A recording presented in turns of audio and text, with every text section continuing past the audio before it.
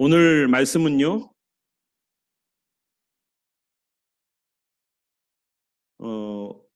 오순절 특별 감사 예배로 저희들 같이 드리는데요. 히브리 달력으로 5783년입니다. 그래서 이 오순절 감사 예배를 드리면서 레위기 23장 15절과 17절 말씀을 저희들이 같이 보는데요. 먼저 말씀을 읽겠습니다. 안식일 이튿날 곧 너희가 요제로 곡식단을 가져온 날부터 세워서 7 안식일에 수요를 채우고 7 안식일 이튿날까지 합하여 50일을 계수하여 새 소제를 여호와께 드리되 너희의 처소에서 10분의 1 에바로 만든 떡 2개를 가져다가 흔들지니 이 고운 가루에 누룩을 넣어서 구운 것이요 이는 첫 요제로 여호와께 드리는 것이며. 그래서 저희가 원래 이 빵 2개를 이렇게 들고 흔들어야 돼요. 이렇게 하나님 앞에 감사하는 의미로. 자, 오늘도 우리가 말씀 들어가기 앞서서 잠시 기도하는 시간 가질게요. 주 하나님, 오늘도 우리에게 말씀 허락하여 주시는 내용들 이해뿐만 아니라 믿을 수 있는 귀한 시간 되게 하소서. 살아계신 우리 구주 예수와 이름으로 기도합니다. 아멘. 자, 레위기 23장 15절에서 16절 저희들이 읽은 본문의 내용들을 보시면 여기에 50일을 계수하여서 우리가 오순절이라고 합니다. 5개의 순 10번이 지나간 5개의 10번이 5개 지나가는, 그래서 77절이라고도 얘기를 하죠.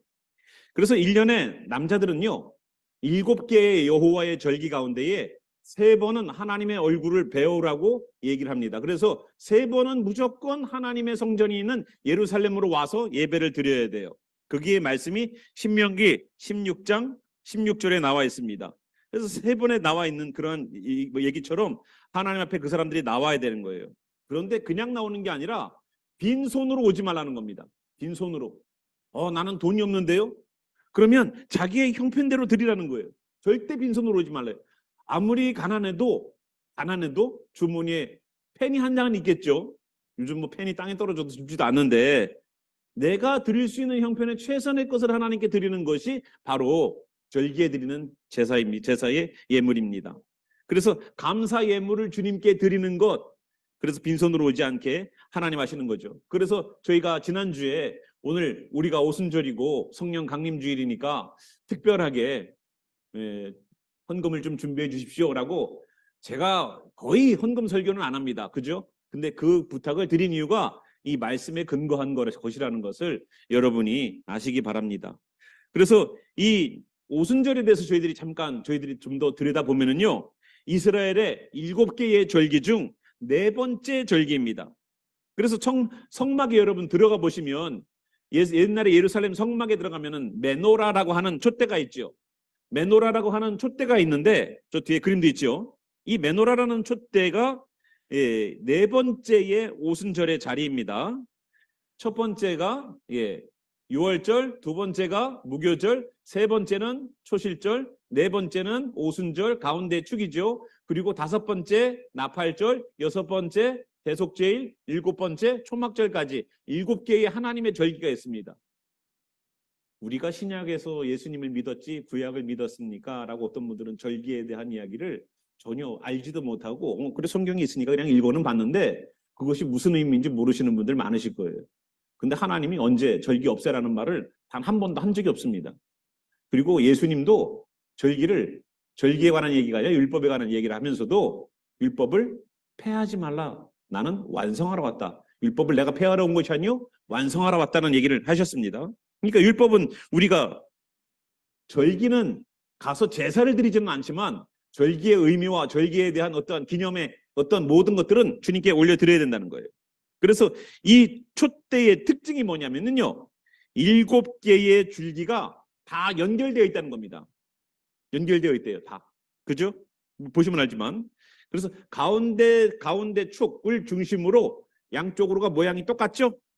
이것을 연결되게끔 했습니다.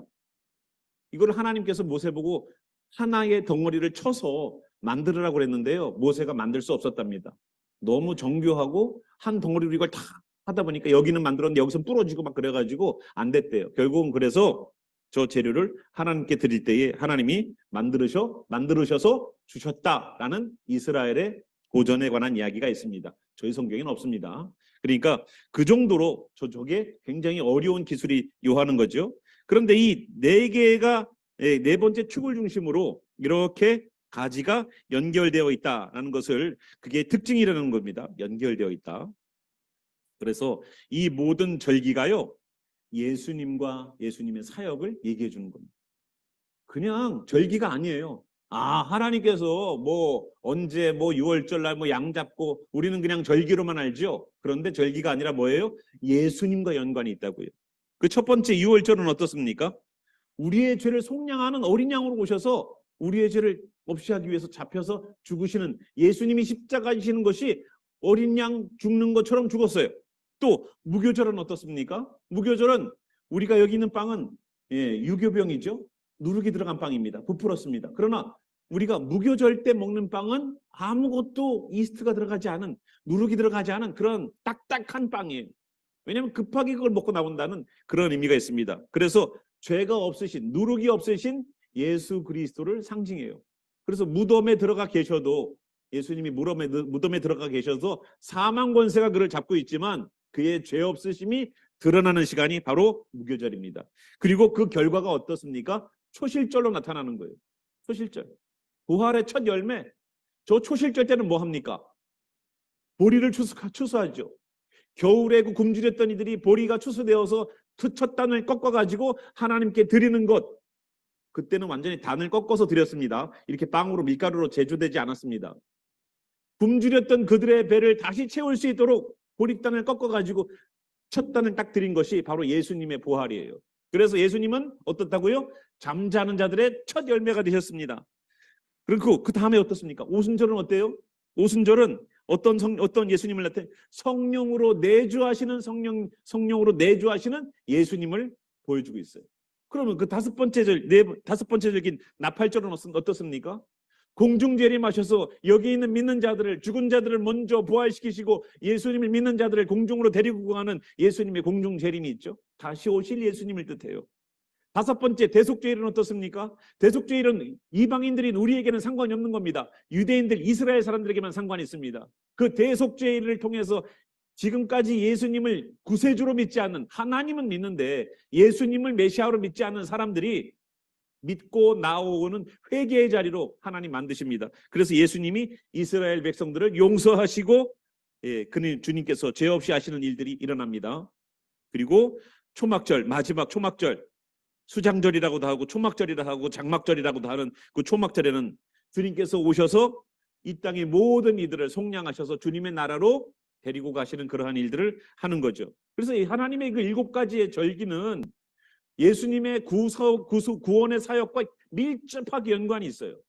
그래서 이미 4가지의 앞에 있는 초반의 절기들은 사용되었습니다. 예수님의 초림에, 예수님의 재림에 3가지 나머지 절기가 이제 주님의 다시 오심을 기약하면서 남겨져 있습니다. 그런데 그 가운데에 오순절이 있어요. 그 가운데에 이 모든 가지들이 연결되어 있습니다. 자 보십시오. 6월절이 어디랑 연결되어 있습니까? 6월절이 어디랑 연결되어 있어요? 저쪽 초막절이랑 연결되어 있죠. 자, 6월절 날 죄 없이 하심이 6월절 날 죄 없이 하셔서 예수님을 믿는 어린 양을 믿는 자들이 구원을 받은 것처럼 여기 초막절에는 어떤 사람들이 하나님 나라 들어가요? 예수님으로 인하여서 믿는 자들이 천국에 들어가는 겁니다. 두 번째 줄기는 무교절입니다. 무교절에 예수님의 죄 없이 하심처럼 이스라엘 백성들의 죄 없이 하심을 만드는 일들이 대속죄일에 일어납니다. 그리고 초실절, 예수님이 부활의 첫 열매가 되신 것처럼 잠자는 자들의 열매, 그리고 다시 오실 예수님께서 우리를 죽음 가운데서 다시 부활시키고 믿는 자들을 하나님 나라로 들어가는 부활의 의미가 나타나는 것이 바로 나팔절이에요. 그 중심에 뭐가 있다고요? 오순절이 있다고요. 오순절로부터 다 연결되어 있습니다. 그러면 오순절이요, 우리가 생각했던 것보다 훨씬 중요한 거예요.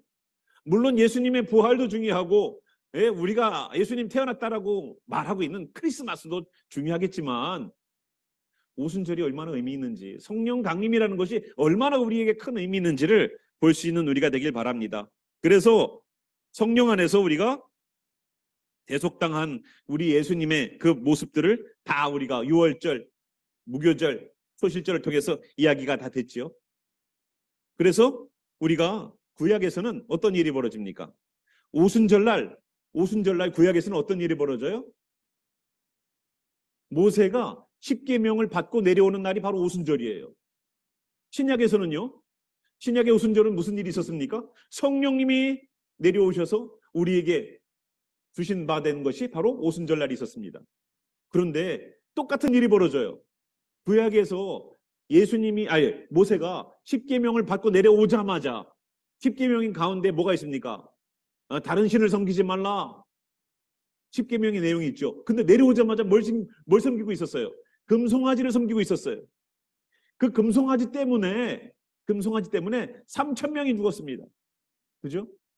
그런데 똑같이 오순절날 성령님, 하나님께서 보내시는 성령님이 오시니까 베드로는 3,000명을 구원시키는 역사가 사도행전 2장 40절에서 41절에 나옵니다. 3,000명이 살아나요.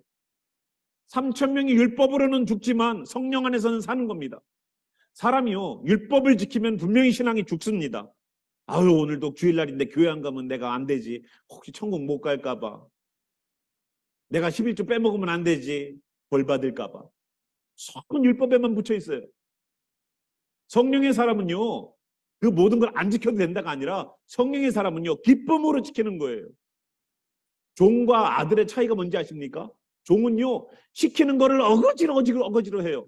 시키는 거를. 하기 싫어서 그냥 억지로 해요. 그런데 아들은 어때요? 아우, 우리 아버지가 참 힘드시니까 나한테 이거 시키고 있지. 아유, 힘드시고 바쁘신가 보다. 내가 해야지. 아들은 아버지가 시키는 일을 하고서도 입이 나옵니까? 종은 그래요.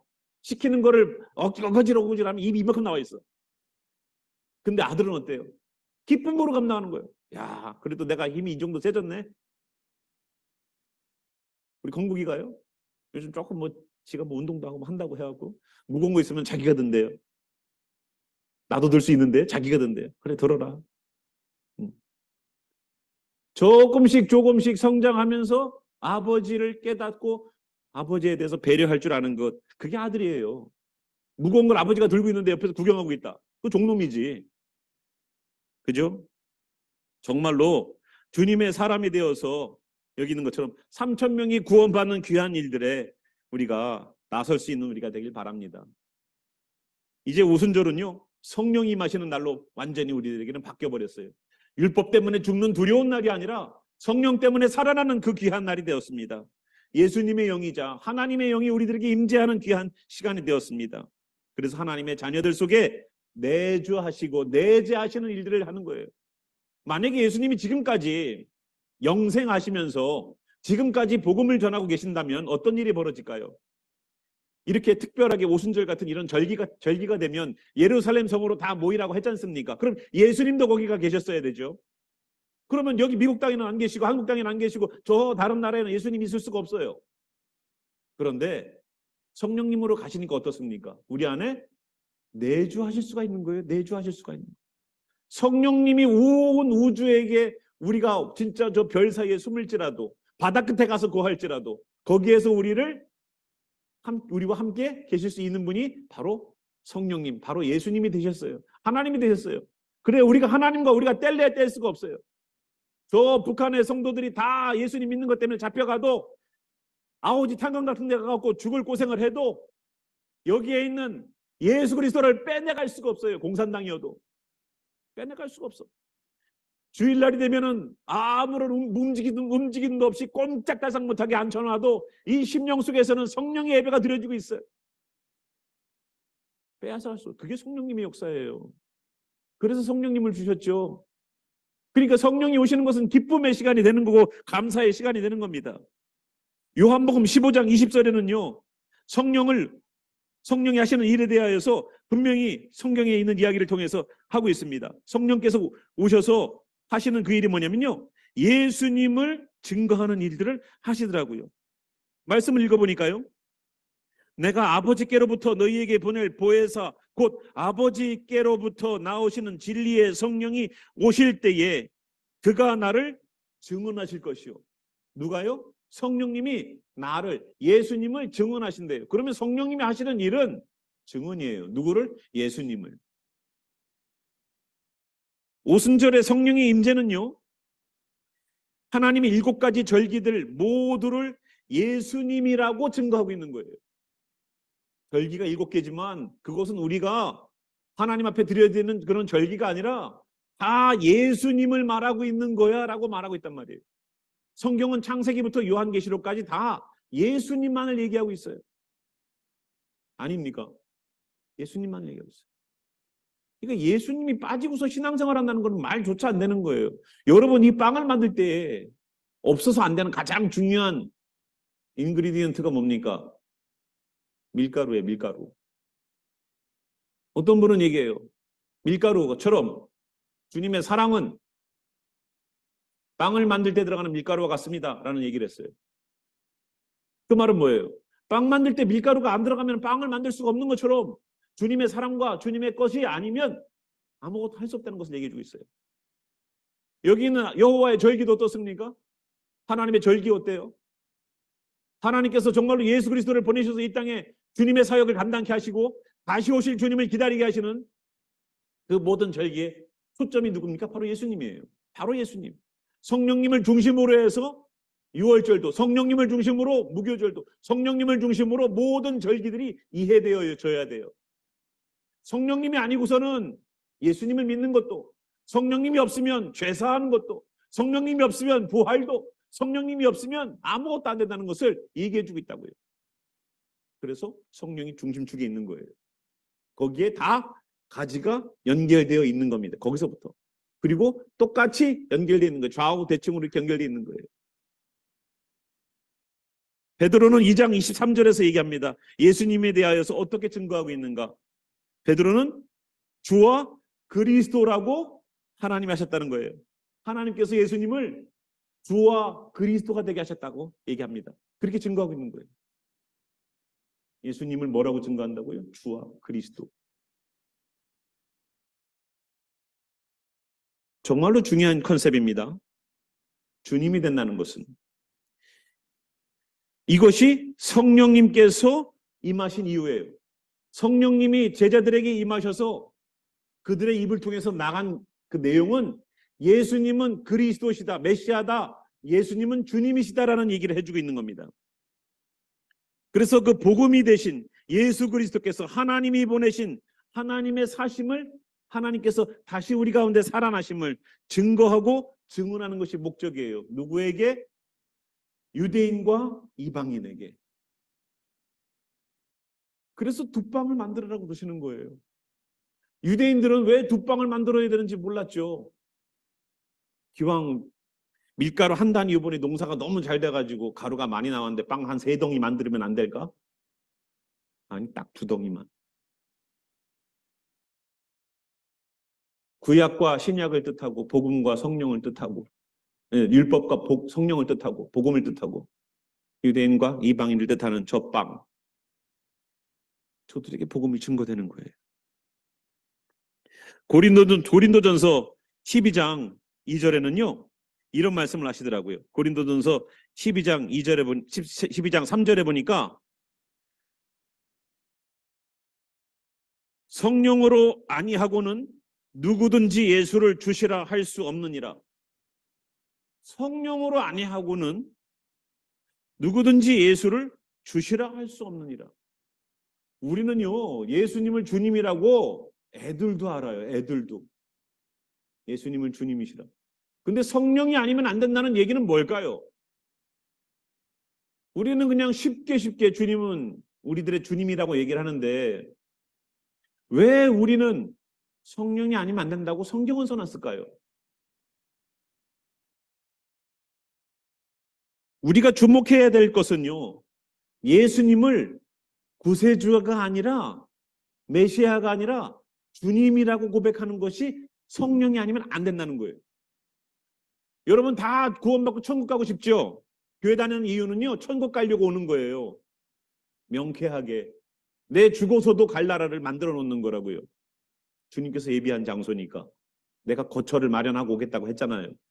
그런데 예수님은 구세주이신데 세이비어로는 믿으면서 로드의 부분에 걸려버려요.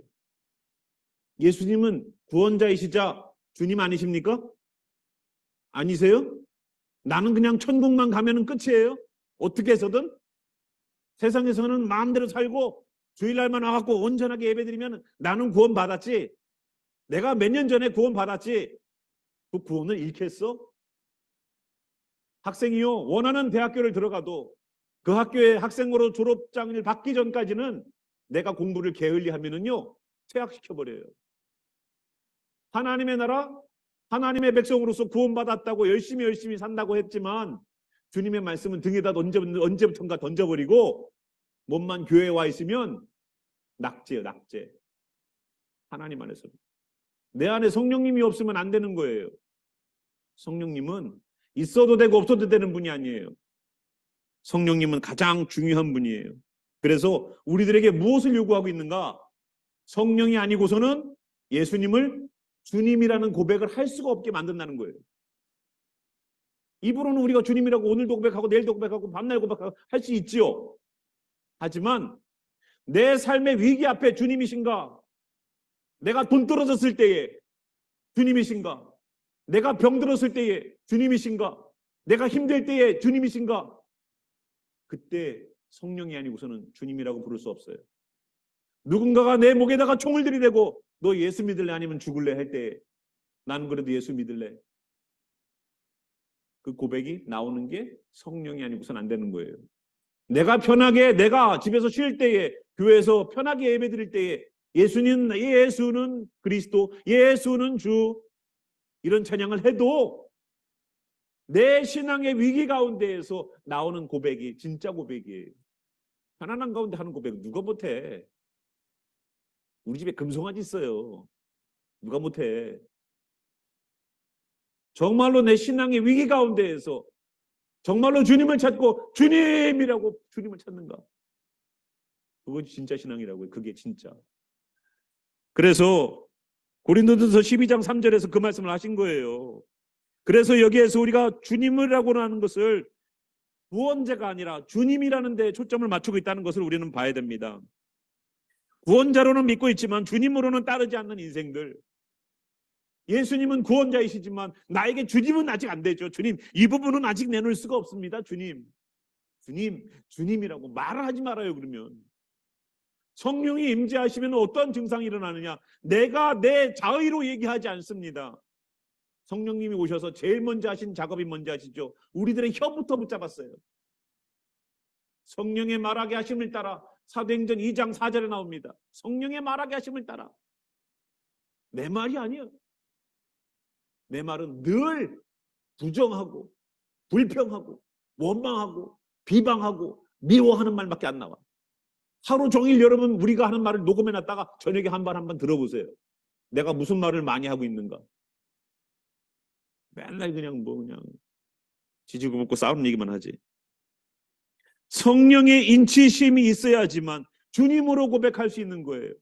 그 주님으로 고백하는 이들이 아까 요한복음의 말씀처럼 성령이 임재하시면 어때요? 그가 나를 증언하시리라.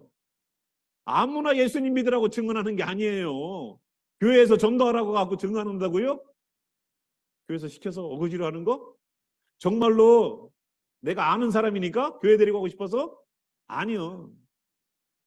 정말로 저 영혼이 나도 주님 안에서 다시 살아난 부활한 사람처럼 저 사람도 다시 살아나야 되는 데에 대한 뜨거운 마음이 있어야지. 성령님이 주시는 마음이어야지만 감당할 수 있는 거예요. 성령님이 주시는. 그래서 우리들에게 성령님이 요구하시는 것은 뭘까요? 내주하시면서 성령이 우리가 충만한 사람이 된다는 것은 사람들이 보기에 어휴 저분 믿음이 충만한가 봐. 어휴 저분 봐. 저 신앙생활하는 거 봐. 우리 드러나려고 성령님 주신 줄 아세요? 착각하지 마세요. 성령님은 나를 위해서 주신 것이 아니에요. 성령님은 오직 예수 그리스도를 위하여서 우리들에게 보내진 바 된 하나님의 영이에요. 그래서 우리를 통하여서 하나님이 드러나고 예수 그리스도가 드러나야 돼요. 왜 성령님의 이름으로, 왜 예수님의 이름으로 기도하고 성령으로 기도할까요? 그 사람이 병 낫길, 그 사람이 문제가 해결되길 왜 기도할까요? 문제가 해결되고 병이 낫고 거기에 초점 맞춰지는 게 아니에요. 그걸 통해서 하나님이 살아계심을 경험하라고, 하나님이 살아계심을 제발 좀 믿으라고. 얼마나 안 믿으면 보여줘야 믿어. 보여줘도 안 믿어요. 어떤 사람은 보여줘도 안 믿어. 성령님이 우리들에게 오신 이유는 예수님을 증거하라는 거예요. 예수님은 자꾸만 세상 앞에서 예수님이 드러나기를 원하세요. 하나님이 드러나기를 원하세요. 내가 너희들의 신이야. 내가 너희들의 아버지야. 내가 너희들의 구원자야. 내가 너희들의 주인이야. 이 얘기를 해주고 있는데 우리는 자꾸만 다른 데 신경을 써. 내가 돈이 떨어졌는데, 내가 뭐가 부족한데, 내가 뭐가 필요한데, 맨날 그거에다가 신경 쓰니까 정말로 영혼에 관한 이야기에 대한 초점이 흐려져 버려요. 천국 가는 문제가 흐려져 버려. 천국은 가고 싶은 나라이지만 가고자 노력을 안 해. 어떻게 우리가 노력을 한다고 주님 나라 가요? 아니요, 노력하셔야 돼요. 노력 안 하고 살이 빠지던가요? 노력 안 하고 살이 빠져요? 노력 안 하고서 공부가 돼요? 하나님의 나라는 그냥 주님께서 알아서 데려가시는 거지. 교회 지난주에도 갔다 왔으니까 그런다고 천국 가요? 무슨 노력을 했는데요? 한 주 동안 무슨 노력을 했는데요? 말씀을 지키고자 발버둥 천 적이 있습니까? 세상의 마음이 내 속에 들어오기를 거부하는 그런 거부하는 행동들을 했었습니까? 주님을 믿고 나아간다는 것은, 성령의 사람이 된다는 것은 주님 안에 주님을 입으로만 주님이라고 고백하는 것이 아니라 내 삶이 주님의 종답게, 주님의 사람답게 주님을 따라가는 삶으로 살아가는 거예요. 그래야 돼요. 그래서 주님은 오늘도 주님을 시인하고 믿고 맡기는 사람이 되어서 성령으로 온전히 주장해 주시는 귀한 역사가 일어나기를 소망하십니다. 여러분, 성령의 사람이 되시기를 바라요. 그리하여서 증거하는 자들 되시고 외치는 자 되게 도와주셔서 그 가운데 예수님을 드러내는 귀한 역사가 오순절의 그 큰 의미로 우리들에게 다가오길 바랍니다. 오늘도 오순절 성령을 통하여서 모든 하나님의 사역들이, 예수님이 오셔서 하셨던 모든 사역들이 이해되어져야 되는 것처럼 오늘도 성령으로 말씀을 이해하고 성령으로 상황을 보고 성령으로 뜻을 따르는 귀한 역사가 우리들에게 있길 바랍니다. 함께 우리 일어나셔서 잠시 기도하는 시간을 가질게요. 주님, 오늘 우리의 가운데에 성령으로 내주하여 주셔서 예수님을 주님이라고 고백하게 해주세요. 예수님을 주님이라고 고백할 수 있도록 역사해 주세요. 어떠한 위기의 상황에도 주님을 고백하게 도와주세요. 오늘도 주님이 주인 되어 주시는 역사가 우리 가운데 있게 도와주세요. 하고 함께 우리 기도하는 시간 갖겠습니다. 함께 우리 기도하겠습니다. 살아계신 주 하나님, 오늘도 우리가 성령의 충만한 바 되기를 소망합니다. 아버지 하나님, 성령이 아니고서는 주님을 주님이라 부를 수 없습니다. 예수님이 주인이 되는 것은 성령님에 의해야지만 우리가 내려놓을 수 있습니다. 내 시간도, 내 물질도, 내 꿈도, 내 야망도, 내 소망도 성령이 아니고서는 우리는 내려놓을 수 없습니다. 주여, 언제까지 구원자 예수님만 붙잡고 있겠습니까? 내 속에서는 여전히 내가 주인인데, 내 속에서는 여전히 내가 주인으로서 왕으로 행세하는데 어떻게 하나님이 왕인 나라에 우리가 갈 수 있습니까? 예수 그리스도가 왕 중의 왕이라고 시편도 고백하고 있습니다. 우리 속에서 왕이 되어주셔서 내 모든 것들을 지배하고 계시는 주님이 되시는 그 나라로 간다라고 사람들이 다 천국 간다고 얘기합니다. 하나님이 왕이 아닌데 어떻게 하나님이 왕인 나라로 우리가 갈 수 있는지 의문입니다. 주님, 여기 있는 모든 사람들 주님을 왕으로 섬기게 하여 주시옵소서. 그리하여서 이 땅에서 예수님을 왕으로 섬긴 자들이 그 왕의 나라에 가서 함께 거하는 귀한 역사 일어나게 도와주시옵소서. 오늘도 그 역사가 여기 있는 심령들의 가운데에 성령으로 내주하시면서 성령의 인치심을 통하여서 오늘도 예수를 그리스도뿐만 아니라 주님으로 고백하고 나올 수 있는 귀한 증인들로 만들어지길 소망하며 그들에게 보내주신 하나님의 성령을 보내신 하나님의 사랑과 우리에게 길 되어 주시는 예수님의 그 희생하심과 성령님이 내주하시면서 우리들에게 주님 나라 갈 때까지 말씀을 인도하시는 그 성령님의 역사가 지금부터 성령의 충만한 바 되어서 주님이라고 고백하기를 소망하는 이들에게 영원히 함께 계시기를 살아계신 우리 구주 나사렛 예수와 이름으로 축원하며 기도합니다. 아멘.